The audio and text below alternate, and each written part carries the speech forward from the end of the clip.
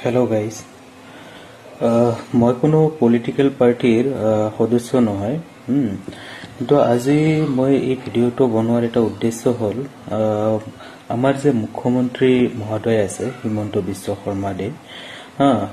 সেই ডাঙৰীয়াই যে এই কথাবিলাক যে কিছুমান কৈ আছে উল্টা ভুল্টা সেইবিলাক চাই ভিডিওটো বনাবলৈ মই বাধ্য হলো তেখেতে যে কথা কৈ আছে যে যিবিলাক আপোনাৰ কি কয় কংগ্ৰেছৰ যিবিলাক নেতা আছে সদস্য আছে ইহতে বোলে